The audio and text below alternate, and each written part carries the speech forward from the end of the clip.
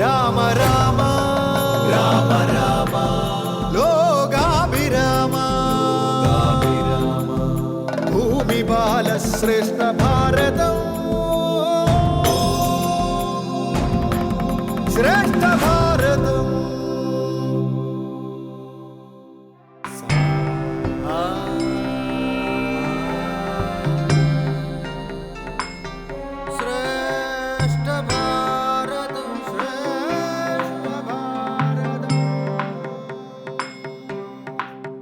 ശ്രേഷ്ഠ ഭാരതം reality ഷോയിലേക്ക് എല്ലാ മാന്യ പ്രേക്ഷകർക്കും സ്വാഗതം.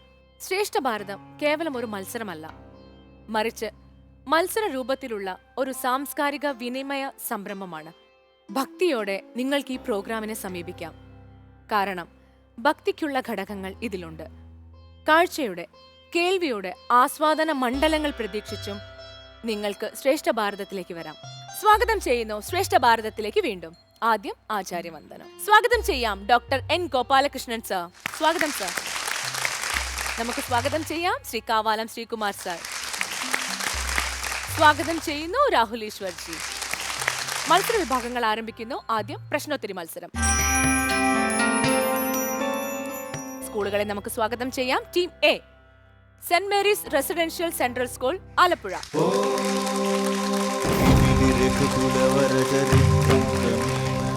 Team B, government higher secondary school, T V Puram, Vaikom.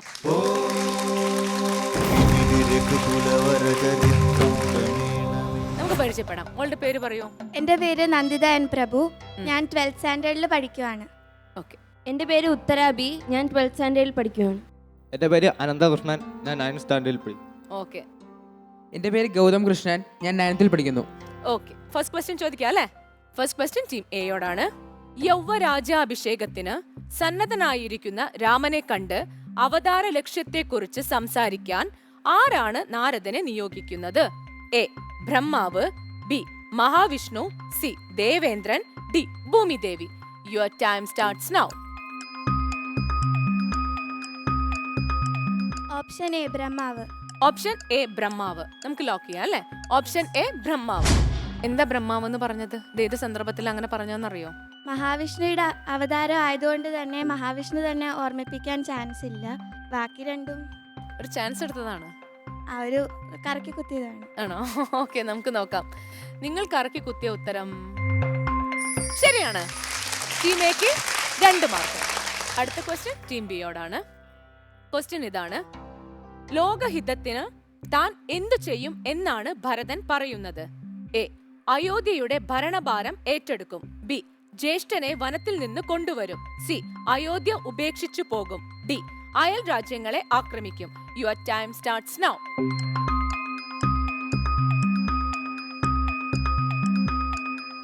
Option B, ജ്യേഷ്ഠനെ വനത്തിൽ നിന്ന് കൊണ്ടുവരും. ഓപ്ഷൻ ബി, ജ്യേഷ്ഠനെ വനത്തിൽ നിന്ന് കൊണ്ടുവരും. നമ്മൾ ലോക്ക് ചെയ്യുന്നു. ജ്യേഷ്ഠനെ വനത്തിൽ നിന്ന് കൊണ്ടുവരുന്നത് എങ്ങനെ ലോകഹിതമാണത്? ജ്യേഷ്ഠന് നൽകാൻ തീരുമാനിച്ചിരുന്ന ഒരു സ്ഥാനമാണ് ഇപ്പോൾ ഭരതന് ലഭിച്ചിരിക്കുന്നത്.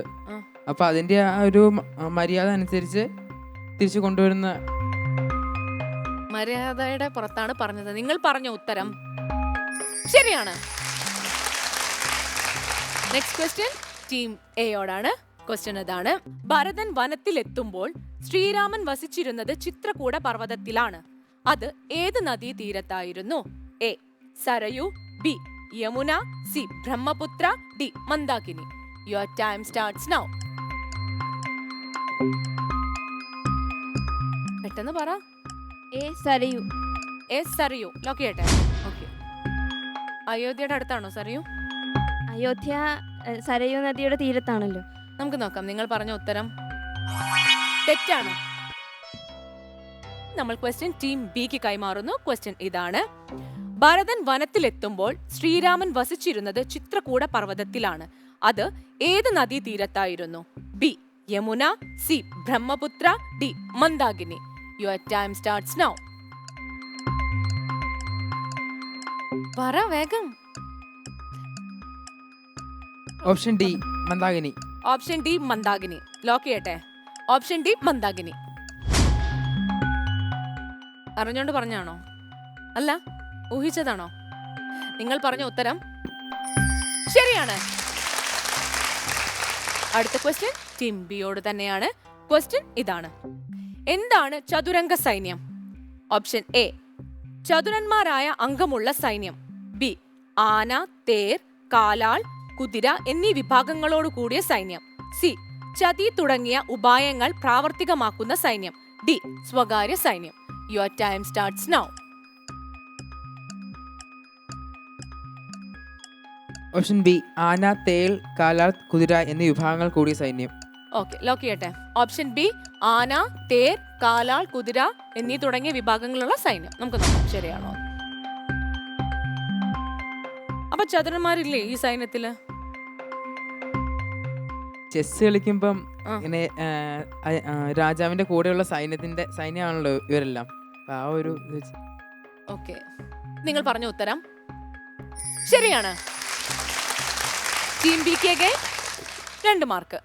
നെക്സ്റ്റ് ക്വസ്റ്റ്യൻ ടീം എയോടാണ്. ക്വസ്റ്റ്യൻ ഇതാണ്: സഗരൻ ദശരഥന്റെ ഒരു പൂർവികനാണ്. സഗരൻ തന്റെ ഒരു പുത്രനെ രാജ്യഭ്രഷ്ടനാക്കിയിട്ടുണ്ട്. ആ പുത്രന്റെ പേര്. ഓപ്ഷൻ ഇതാണ്: A Bhagirathan, B Asamanjan, C Ashwaghoshan, D Ajan. Your time starts now. Option D Ajan. Option D Ajan. അപ്പൊ നമ്മൾ ലോക്ക് ചെയ്യുന്നു ഓപ്ഷൻ ഡി അജൻ. നമുക്ക് നോക്കാം ശരിയാണോ നിങ്ങൾ പറഞ്ഞ ഉത്തരം. ഓക്കെ, നിങ്ങൾ പറഞ്ഞ ഉത്തരം തെറ്റാണ്. ചോദ്യം ബിക്ക് കൈമാറുകയാണ്. ചോദ്യം ഇതാണ്: സഗരൻ ദശരഥന്റെ ഒരു പൂർവികനാണ്. സഗരൻ തന്റെ ഒരു പുത്രനെ രാജ്യഭ്രഷ്ടനാക്കിയിട്ടുണ്ട്. ആ പുത്രന്റെ പേര്. A Bhagirathan, B Asamanjan, C Ashwaghoshan. Your time starts now.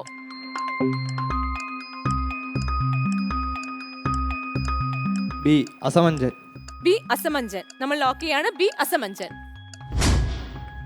നമുക്ക് നോക്കാം ശരിയാണോ. നിങ്ങൾ പറഞ്ഞ ഉത്തരം ശരിയാണ്. ടീം ബിക്ക് 1 പോയിന്റ്. അടുത്ത ക്വസ്റ്റ്യൻ ടീം ബിയോടാണ്. ഇതാണ് ക്വസ്റ്റ്യൻ: ജനനം, ബാല്യം, കൗമാരം, യൗവനം, വാർദ്ധക്യം, മരണം എന്നിങ്ങനെയുള്ള 6 അവസ്ഥകൾക്ക് പറയുന്ന പേര് എന്ത്? എ ഷഡ്കാലം, ബി ഷഡ്ഭാവം, സി ഷഡ്ജം, ഡി ഷോഡശം. Your time starts now.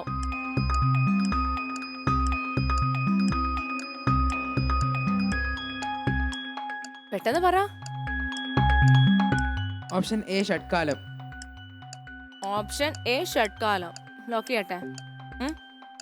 Option A ഷഡ്കാലം. ഷഡ്കാലം സംഗീതമായി ബന്ധപ്പെട്ടതല്ലേ? ആണോ? എനിക്ക് തോന്നുന്നത് സംഗീതമായി ബന്ധപ്പെട്ടതാണ്. നമുക്ക് നോക്കാം. നിങ്ങൾ പറഞ്ഞ ഉത്തരം തെറ്റാണ്. സെയിം ക്വസ്റ്റ്യൻ ടീം എക്ക് കൈമാറുന്നു. ക്വസ്റ്റ്യൻ ഇതാണ്: ജനനം, ബാല്യം, കൗമാരം, യൗവനം, വാർദ്ധക്യം, മരണം എന്നിങ്ങനെയുള്ള 6 അവസ്ഥകൾക്ക് പറയുന്ന പേര്. ഓപ്ഷൻ ഇതാണ്: ബി ഷഡ്ഭാവം, സി ഷഡ്ജം, ഡി ഷോഡശം. Your time starts now. Option B ഷഡ്ഭാവം. ഓപ്ഷൻ ബി ഷഡ്ഭാവം. ഓക്കെ, നമ്മൾ ലോക്ക് ചെയ്തിരിക്കുന്നു. കേട്ടിട്ടുണ്ടോ എവിടെയെങ്കിലും? വായിച്ചിട്ടുണ്ട്. വായിച്ചിട്ടുണ്ട്. ഓക്കെ, നമുക്ക് നോക്കാം. നിങ്ങൾ പറഞ്ഞ ഉത്തരം ശരിയാണ്. ടീമേക്ക് 1 പോയിന്റ്. ഗോപാലകൃഷ്ണൻ സർ. ഭഗവത്ഗീതയിൽ ഓർമ്മയിൽ വെക്കേണ്ട ഒരു വരിയാണ്: ദേഹിനോസ്മിൻ യഥാ ദേഹി കൗമാരം യൗവനം ജരാ തഥാ ദേഹാന്തര പ്രാപ്തിർ ധീരസ്തത്ര ന മുഹ്യതി. ധീരന്മാർ, ധൈര്യമുള്ളവരെന്നല്ല അർത്ഥം, ബുദ്ധിമാന്മാർ. അവർ ഈ ബാല്യം, കൗമാരം, യൗവനം, ജര, പിന്നെ മരണം എന്നുള്ളതിനെക്കുറിച്ച് വലുതായിട്ട് ബോധർ ചെയ്യാറില്ല. ഇതൊക്കെ ജീവിതത്തിൻ്റെ ഭാഗമാണ്. ഈ ഷഡ്ഭാവം എന്നൊരൊറ്റ വാക്കിൽ ജീവിതത്തിലെ 85 വയസ്സല്ലെങ്കിൽ 28,000 ദിവസം അല്ലെങ്കിൽ 2 ബില്യൺ സെക്കൻഡിനെ ഒരുമിച്ച് കൊണ്ടുവരാൻ ഒരു വാക്കാണിത്. അതാണ് അതിൻ്റെ മഹത്വം. Thank you sir, thank you so much. Team A നേടിയിരിക്കുന്നത് 3 മാർക്ക്, ടീം ബി നേടിയിരിക്കുന്നത് 6 മാർക്ക്.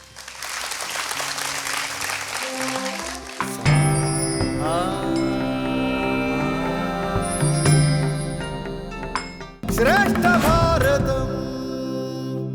ഇനി ആലാപന അർത്ഥവ്യാഖ്യാന മത്സരം. Team A, saint Mary's residential central school, Alappuzha. Team B government higher secondary school T V Puram Vaikom. എന്താ പേര്? അമൽ അനിൽകുമാർ. ആ, ഏത് ക്ലാസ്സിൽ പഠിക്കുന്നു? Eighth. 8th പഠിക്കുന്നു. ഓക്കെ, നമ്മൾ പരിചയപ്പെട്ടിട്ടില്ല. ആ, പേര് പറ. എൻ്റെ പേര് രാഹുൽ, ഞാൻ 9th പഠിക്കുന്നു. ആരാണ്? ഇയാളാണോ കാവ്യം ചൊല്ലണത്? ഓക്കെ. മുന്നിൽ നടപ്പാൻ വനത്തിന്നു ഞാൻ, മമ പിന്നാലെ വേണമെഴുന്നള്ളുവാൻ ഭവാൻ. എന്നെ പിരിഞ്ഞു പോകുന്നതുചിതമല്ലൊന്നുകൊണ്ടും ഭവാൻ എന്നു ധരിക്കണം. തൻ്റെ താതൻ നിയോഗിച്ച പ്രകാരം 14 സംവത്സരം വനവാസത്തിന് പോകുന്ന ശ്രീരാമദേവൻ കൗസല്യ മാതാവിനെ ശുശ്രൂഷിച്ചുകൊണ്ട് സുഖേന വസിക്കുവാൻ സീതാദേവിയോട് പറയുന്നു. ജനകാത്മജ അപ്പോൾ പറയുന്ന വാക്കുകളാണിവ. നാര്യജനത്തിനെല്ലാം വിശേഷിച്ച് ഭയമുണ്ടാകുന്ന മനുഷ്യഭോജികളായ രാക്ഷസന്മാർ, പുളിപ്പും ചവർപ്പും നിറഞ്ഞ ഭക്ഷണ പദാർത്ഥങ്ങൾ, ദുർഘടമായ പാതകൾ എന്നിവയെല്ലാം നേരിടേണ്ടി എന്നുള്ളതിനാലും തന്നോട് കൂടെ അനുഗമിക്കേണ്ടതില്ല എന്ന് ശ്രീരാമദേവൻ സീതാദേവിയോട് പറയുന്നു. എന്നാൽ സീതാദേവി പാദ ശുശ്രൂഷ പതിവ്രതയാകിയ സഹധർമ്മിണിയുടെ ധർമ്മമാണെന്നും അതിനാൽ താൻ മുന്നിൽ നടന്നുകൊള്ളാമെന്നും ഭവാൻ പിന്നാലെ എഴുന്നള്ളിയാൽ മതിയെന്നും പറയുന്നു. എന്നെ പിരിഞ്ഞു പോകുന്നത് ഒരിക്കലും ഉചിതമല്ലെന്നു പറയുന്നു. അങ്ങനെ ഉണ്ടായാൽ താൻ പ്രാണത്യാഗം ചെയ്യുമെന്നും പറയുന്നു. ക്ഷമയാ ധരിത്രി എന്ന് പത്നിക്കുള്ള വിശേഷണം മാത്രമല്ല, സുഖത്തിലും ദുഃഖത്തിലും ഭർത്താവിനൊപ്പം നിൽക്കണമെന്ന ചിന്ത, അതാണ് ഇവിടെ ഭൂമിജ അന്വർത്ഥമാക്കിയിരിക്കുന്നത്. നൈസ്. നമുക്ക് ജഡ്ജസിനോട് ചോദിക്കാം. ശ്രീകുമാർ സർ, ചൊല്ലിയത് നന്നായിരുന്നു. അതിനകത്തൊരു തെറ്റ് നോക്കിയായിരുന്നോ ചൊല്ലിയപ്പോഴുള്ള? എന്താണ് തെറ്റ്? മുന്നിൽ നടപ്പന്നേ ഉള്ളൂ. നടപ്പനും നടപ്പാനും രണ്ടും രണ്ടാ അർത്ഥമല്ലേ? മുന്നിൽ നടപ്പൻ വനത്തിന്നു ഞാൻ, മമ പിന്നാലെ വേണം എഴുന്നള്ളുവാൻ ഭവാൻ. എന്നെ പിരിഞ്ഞു പോകുന്നതുചിതമല്ലൊന്നുകൊണ്ടും ഭവാനെന്നു ധരിക്കണം എന്ന് ചൊല്ലിയെങ്കിൽ കുറച്ചുകൂടെ നമുക്ക് നല്ലപോലെ ചൊല്ലി. ഉള്ള ഒരു സ്ഥലത്ത് മാത്രമുള്ള നടപ്പൻ എന്നുള്ളത് അത് നമുക്ക് ധരിച്ചില്ലല്ലേ? എപ്പോഴും നടപ്പാൻ എന്ന് ധരിക്കും. പറഞ്ഞത് നന്നായിരുന്നു മോളുടെ. All the best. Thank you sir. Gopalakrishnan sir, സുഖത്തിലും ദുഃഖത്തിലും ഉയർച്ചയിലും താഴ്ചയിലും ലാഭത്തിലും നഷ്ടത്തിലും ഭാര്യയും ഭർത്താവും ഒരൊറ്റ ഭാവത്തിൽ നിൽക്കണമെന്ന ധർമ്മശാസ്ത്ര വരി പ്രായോഗികമാക്കിയിരിക്കുന്നതാണ് സീതാ രാമ ബന്ധത്തെക്കുറിച്ചുള്ള വരികൾ. നന്നായിട്ട് അതിൻ്റെ വ്യാഖ്യാനവും കൊടുത്തു. Very good, very good. Thank you sir, thank you so much. നമുക്ക് മാർക്കിലേക്ക് പോവാം. Sreekumar sir, 6 mark. Thank you sir. Gopalakrishnan sir, 10 7 തരട്ടെ. ശരി. ഈശ്വർജി, 7 മാർക്ക്. ടീം എ നേടിയിരിക്കുന്നത് 20 മാർക്ക്.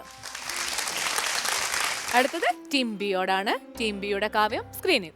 ആയുസ്സു പോകുന്നതേതുമറിവില, മായാസമുദ്രത്തിൽ മുങ്ങിക്കിടക്കയാൽ.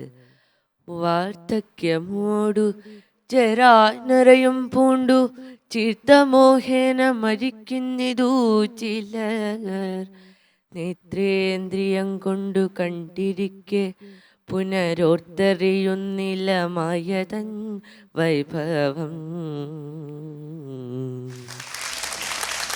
ശ്രീരാമൻ 14 സംവത്സരം വനവാസത്തിന് പോകണമെന്നും പകരം ഭരതൻ രാജ്യം വേണമെന്നുള്ള അച്ഛൻ ദശരഥൻ്റെ ആജ്ഞയറിഞ്ഞ് ലക്ഷ്മണകുമാരൻ കൗസല്യ മാതാവിൻ്റെ മനസ്താപം കണ്ട് കോപിച്ചു നിൽക്കുകയാണ്. ഈ ആജ്ഞ നൽകിയത് താതനല്ല, ആരായാലും അതിന് ഉത്തരവാദികളായവരെ വധിച്ച് ആര്യപുത്രന് അഭിഷേകം ചെയ്യുമെന്നും അതിന് തന്നോളം മിടുക്ക് മറ്റാർക്കുമില്ല എന്നും പറഞ്ഞ് കൗസല്യ മാതാവിനെ ആശ്വസിപ്പിക്കുമ്പോൾ ചെറിയൊരു മന്ദഹാസത്തോടു കൂടി ലക്ഷ്മണനെ ആശ്ലേഷിച്ചുകൊണ്ട് ശ്രീരാമകുമാരൻ പറയുകയാണ്, കുമാര, മത്സരം കളഞ്ഞിനി എൻ്റെ വാക്കുകൾ ശ്രദ്ധയോടെ കേൾക്കണം. മായാസമുദ്രത്തിൽ മുങ്ങിക്കിടക്കുന്നത് കൊണ്ട് നാം ആയുസ് പോകുന്നതറിയുന്നില്ല. വാർദ്ധക്യമായി ജരാനരങ്ങൾ പൂണ്ടിരുന്നാലും പിന്നെയും പിന്നെയുമുള്ള മോഹങ്ങൾ തീരാതെ വരികയും പിന്നീട് മരിക്കുകയുമാണ് ചെയ്യുന്നത്. നേത്രേന്ദ്രിയം കൊണ്ട്, അതായത് കണ്ണുകൊണ്ട് കാണുന്നതൊന്നുമല്ല മായയുടെ വൈഭവം എന്നും പറഞ്ഞ് തുടങ്ങിയ മനോഹരമായ വാക്കുകളാൽ ശ്രീരാമൻ ലക്ഷ്മണനെ ഉപദേശിച്ചു. നമുക്ക് ജഡ്ജസിനോട് ചോദിക്കാം. ശ്രീകുമാർ സർ, ചൊല്ലിയപ്പോൾ ഒരു ഊർജ്ജമില്ല. ഇപ്പം നമ്മൾ പറഞ്ഞപ്പോൾ ഒരു ആത്മവിശ്വാസമില്ലേ, അതിനെപ്പറ്റി പറഞ്ഞപ്പം ആ ആത്മവിശ്വാസം ചൊല്ലുമ്പം വേണം. ഇപ്പം ചൊല്ലത് തന്നെ വേണമെന്നില്ല, ഇപ്പം വെറുതെ പറഞ്ഞാലും പോരെ. ആയുസ് പോകുന്നത് ഏതും അറിവിയില്ല, മായാസമുദ്രത്തിൽ മുങ്ങിക്കിടക്കയാൽ എന്ന് പറയുമ്പോൾ കമ്മ്യൂണിക്കേറ്റ് ചെയ്യുന്നില്ലേ, അതെങ്കിലും വേണം, നമുക്ക് വേണം. ചില നാടകങ്ങളിലെ ഡയലോഗ് റെൻഡറിങ് കണ്ടിട്ടില്ലേ, അങ്ങനെ സംസാരിച്ചാലും അങ്ങനെ ചൊല്ലിയാലും അതിനൊരു റീച്ച് ഉണ്ട്, നമ്മളുടെ മനസ്സിലേക്ക് കയറും. നന്നായിരുന്നു ആ സംസാരിച്ച രണ്ടും ഒരാൾ തന്നെയാണ് ചെയ്തത്, വളരെ നന്നായിരുന്നു. Thank you sir. Gopalakrishnan sir, മായതൻ വൈഭവം വളരെ ഭംഗിയായിട്ടുള്ള വരിയാണ്. മായ എന്നുള്ളതിന് അഗാധ തലങ്ങളിലേക്ക് ഇറങ്ങിച്ചെന്നാൽ ഇത് രസമായിട്ട് മനസ്സിലാക്കാമെന്നറിയാം. ഞാൻ ഈ ഭൗതിക വീക്ഷണത്തിലാണ് പറയുന്നത്, ഒരു ഋഷിയുടെ വീക്ഷണത്തിലല്ല. Great. Thank you thank you thank you. അതിലൊരു കാര്യം ആഡ് ചെയ്യുന്നത്, ഇപ്പം ഞാൻ പറയാനുള്ള കാര്യം പറഞ്ഞത്, എനർജി ആൻഡ് ഇൻറ്റൻസിറ്റി ഇത് രണ്ടും വളരെ ഇമ്പോർട്ടൻ്റ് ആണ്. നമ്മൾ അതുകൊണ്ടാണ് പറയുന്നത്, പണ്ട് പറഞ്ഞിരുന്നത് യു ഷുഡ് ഷോ കോൺഫിഡൻസ് എന്നാണ്. ഇന്ന് പറയുന്നത് അങ്ങനെയല്ല, യു ഷുഡ് റേഡിയേറ്റ് കോൺഫിഡൻസ് എന്നാണ്. അതായത് റേഡിയേറ്റ് എന്ന് പറഞ്ഞാൽ ഉള്ളിൽ നിന്ന് ആ ആത്മവിശ്വാസം അല്ലെങ്കിൽ ഊർജ്ജം പ്രസരിക്കണം എന്ന് പറഞ്ഞാൽ ഷോ ചെയ്യണമെന്നല്ല, അത് ഇന്നർ ബീയിങ്ങിൽ നിന്ന് പ്രസരിക്കണം. കുറച്ചുകൂടെ ഒരു ആർജവും ഊർജ്ജവും വേണം. ശരി, thank you sir, thank you so much. അപ്പോൾ നമുക്ക് മാർക്കിലേക്ക് കടക്കാം. Sreekumar sir, 5 out of 10. Thank you sir. Gopalakrishnan sir, 5 out of 10. Thank you sir. Rahul ji, 5 out of 10. B നേടിയിരിക്കുന്നത് 15 മാർക്കാണ്.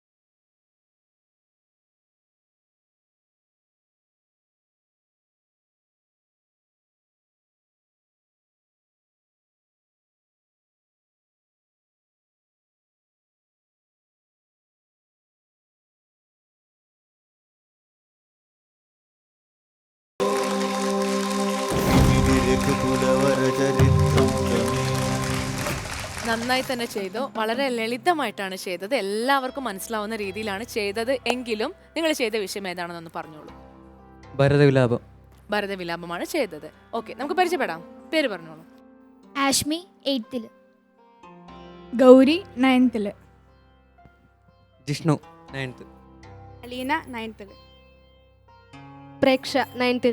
നന്നായിട്ട് നിങ്ങളുടെ ആ ഡ്രസ്സും പിന്നെ ഈ ഒരു ഭാഗത്തുള്ള ആ മാട്ടി എന്നല്ലേ അതിന് പറയാല്ലേ, ചുട്ടി മാട്ടി. എന്തായാലും വെരി നൈസ്. നമുക്ക് ജഡ്ജസിനോട് ചോദിക്കാം. ശ്രീകുമാർ സർ, എനിക്ക് കുറച്ചൊരു എനിക്ക് മോൻ്റെ ഒരു ആദ്യത്തെ ഭാഗത്തേക്ക് ഒരു ചടുലത കുറച്ചുകൂടെ, ആ കഥക്കിൻ്റെ ഒരു ചടുലത കുറച്ചുകൂടെ ആകാമായിരുന്നു എന്ന് തോന്നുന്നു. നന്നായിരുന്നു. ആ തീം നല്ലപോലെ കാണിക്കാൻ പറ്റി നിങ്ങൾക്ക്. എണ്ണത്തോണിയിൽ കിടക്കുന്ന ദശരഥനെ കാണുമ്പോൾ അല്ലേ ഭരതൻ മോഹാലസ്യപ്പെട്ട് വീഴുന്നു. നന്നായിരുന്നു, നന്നായി. Thank you sir. Saint Mary's residential സ്കൂളിന് എത്ര മാർക്ക് കിട്ടി സർ? 13 മാർക്കാണ് out of 20. Out of 20. Okay, 13 mark. Gopalkrishnan sir? ഞാനും 13 തന്നെയാണ്. നിങ്ങളുടെ പൊട്ടൻഷ്യൽ ഉണ്ട്. ആദ്യം കണ്ടപ്പോൾ ഒരു ഇനീഷ്യൽ ഫസ്റ്റ് ഇംപ്രഷൻ അപ്പീൽ നല്ലതായിരുന്നു. സോ കുറച്ചുകൂടെ ഒരു ഇൻസ്പിറേഷൻ വേണ്ടി I will give you 14. Thank you. നിങ്ങൾക്ക് കിട്ടിയിരിക്കുന്നത് 40 മാർക്കാണ്. ഈ നൃത്തശില്പത്തോടെ ശ്രേഷ്ഠ ഭാരതത്തിന്റെ ഇന്നത്തെ എപ്പിസോഡ് ഇവിടെ പൂർണ്ണമാകുന്നു. നാളെ ഇതേ ടീമുകൾക്കൊപ്പം നമുക്ക് വീണ്ടും കാണാം. അതുവരേക്കും വിടാം. പുത്രനീ വണ്ണം കരയുന്നതു നേരമുത്ത ചൊല്ലുമ്പോഴും പറയുമ്പോഴൊക്കെ അമ്മയുടെ മുഖത്താണ് ആ ടെൻഷൻ. പാദുകാം ദേഹി രാജേന്ദ്ര. ശരിയോ തെറ്റോ എന്നുള്ളതല്ല, ഉറച്ചു നിന്നു എന്നുള്ളതാണ്.